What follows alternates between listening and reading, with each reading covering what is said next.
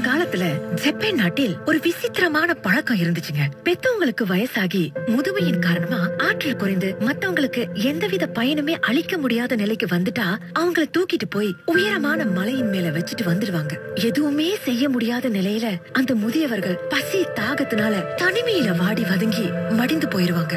இப்படியான சூழ்நிலையில் ஒரு இளைஞன் முதுமை அடைந்த தன்னோட தாயை சுமந்து கொண்டு மரங்கள் சூழ்ந்த காட்டு பகுதியில மலை உச்சியை நோக்கி நடந்து போயிட்டு இருந்தான். தன் தோளில் இருந்த தாயார் சின்ன சின்ன கிளைகளை ஒடித்து கீழே போட்டு கொண்டு வருவதை மகன் அறிந்தாங்க. உடனே, அம்மா, ஏதோ ஒரு மாதிரியான மரத்தின் கிளைகளை ஒடிச்சு கீழே போட்டுக்கிட்டே வரீங்களே, ஏன் அப்படின்னு கேட்டான். அதுக்கு அம்மா, மகனே, நீ என்ன மலை மீது விட்டுட்டு வீடு திரும்பும் போது வழி தெரியாமல் திண்டாடக்கூடாது இல்லையா? இங்கு போடப்பட்டுள்ள இந்த கிளைகளை கவனித்து நடந்தாலே நீ வழி தவறாமல் பாதுகாப்பாக வீட்டுக்கு போய் சேரலாம். அதுக்காக தான் அடையாளமா இந்த கிளைகளை நான் போட்டுட்டு வரேன் அப்படின்னு சொன்னாங்க. நான் பரிதவிக்க விட்டுட்டு வர போறேன்னு தெரிந்திருந்தும் கூட மகன் பத்திரமா வீடு போய் சேரணும்னு நினைக்கிற அந்த பாசமிகுந்த தாயோட உணர்வை நினைச்சு அந்த மகன் நெகிழ்ந்து போனாங்க. உடனே தன்னுடைய தாயை மீண்டும் தன் வீட்டுக்கே கொண்டு வந்து பாசத்தோடு பராமரிக்கலான. அதற்கு பிறகு அந்த கொடூரமான பழக்கம் அந்த நாட்டை விட்டே ஒளிஞ்சு போயிருச்சுங்க. இது கதையல்ல, நிஜங்க. நீ நல்லவனா கெட்டவனான்னு தெரியறதுக்கு முன்னாலேயே தன் வயிற்றில் இடம் கொடுத்தவள் உன் தாய் தாங்க.